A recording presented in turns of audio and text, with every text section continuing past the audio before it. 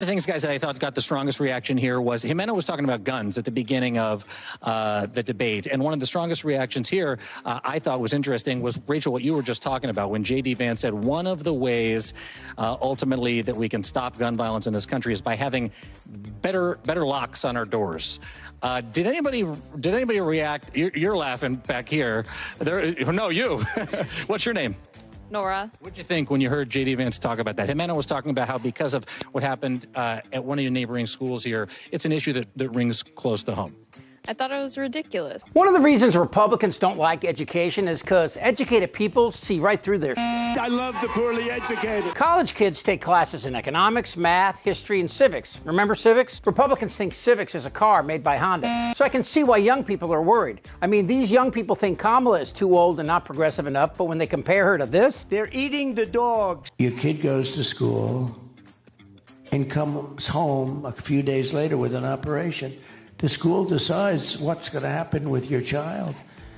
And, you know, many of these childs 15 years later say, what the hell happened? Who did this to me? well, they understand what's on the line. I thought it was ridiculous. I mean, the issue is guns. The issue is not better locks on doors. Reproductive freedom is also something that got a big reaction in this room, and I saw a lot of green flags go up when Governor Walz was talking about how he wants to protect a woman's right to make her own choices. I see you reacting strongly here. Really, ultimately, guys, what this is about is enthusiasm, and whether or not in this state that had the highest youth voter turnout in the 2022 midterm elections, whether or not folks like this are going to be compelled to come out. These guys are compelled to stay here till 27 on a school night. What did you think when you heard Governor Walz say that he thought it was a woman's right to make her own choices? I completely agree with that. Like, I feel like that should be considered common sense almost, but it isn't. It's become such a heated debate for what feels like should be a no-brainer, and he just kind of voiced that. They have abortion in the 9th month. Execute the baby. The other one was immigration, I thought, God, and you guys correct me if you feel like I'm misstating everything here, but on immigration, number one, there was a loud laugh in this room when those mics got shut off. And that was, of course, around the issue of the Haitians that are in Springfield, Ohio, under the temporary protected status.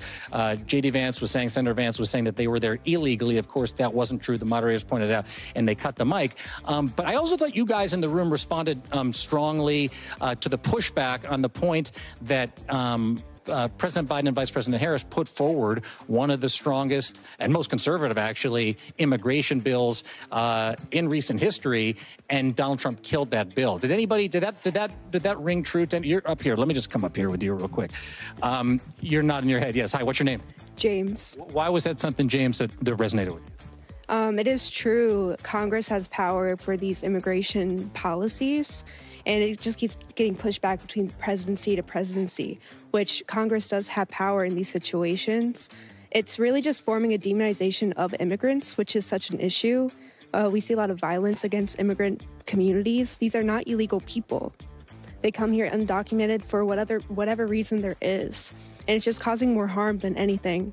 And we just need to push towards true policy rather than all these talk points. Okay, I have two favorites there. This young woman nailed it when it came to immigration. She used the word demonization. It's really just forming a demonization of immigrants. And that's dead on. So let's take a minute and study the short history of Hispanic immigration in the United States. For starters, I live in San Diego, and when my great-grandfather was born, this was Mexico, and we were the immigrants. So what did we do? We stole the land. What are Mexicans doing? They made California the 5th largest economy in the world. And actually, in the 80s, when Reagan called for amnesty for immigrants... It is also true that this has been a situation on our borders back through a number of administrations.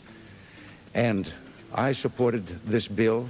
I believe in the idea of amnesty for those who have put down roots and who have lived here, even though some time back they may have entered illegally. These Mexicans were going home after the harvest, but Republicans militarized the border, forcing them to stay. Now, that's irony. So why are Republicans so against undocumented people? It's the law. says the guy with 34 felony convictions. Republicans claim the Democrats try to get them to vote illegally, but that never happens. And hell, if Mexicans were going to vote, they might actually vote Republican. I mean, they stay married longer than Democrats, they go to church more than Democrats, they have more kids than Democrats, and they work their asses off. But after Trump and Republicans say this, they're poisoning the blood of our country. That's what they've done. They poison mental institutions and prisons all over the world, not just in South America, not just the 3 or 4 countries that we think about, but all over the world. They're coming into our country from Africa, from Asia, all over the world. They're pouring into our country. Nobody's even looking at them. They just come in. The crime is going to be tremendous. The terrorism is going to be. Well, after that, they just might vote Democrat. But crime? Here's the crazy part. Immigrants commit way fewer crimes than Americans. 1/12, according to our own statistics. So Republicans are just making shit up. That's where I spoke to a woman who shared her story with me. She had been sex trafficked by the cartels starting at the age of 12. She told me not just that she was raped every day, but how many times a day she was raped. That's a crazy Republican from Alabama whose story is full of lies. That woman she's talking about who was trafficked, well, that happened in Mexico, and she was attacked under the Bush administration. So why do Republicans keep lying about brown people?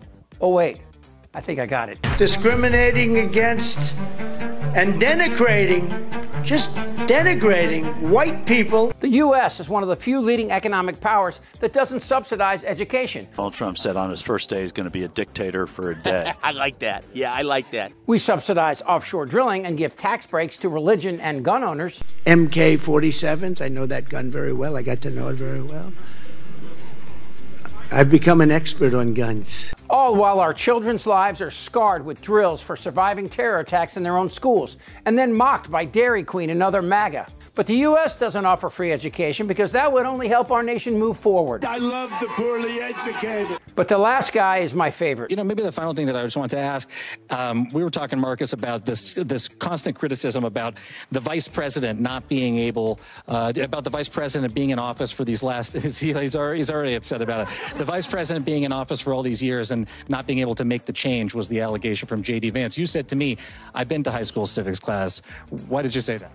Because if anybody took high school civics class, they'd know what the vice president can do and what the vice president can do. I want to make a quick point. Neither candidate on that stage talked about what executive action they're going to take on day one to do what they want, nor were they asked, because they know that they can't. That's not how the vice presidency works. You don't get to do what you want. You do what the president delegates you to do.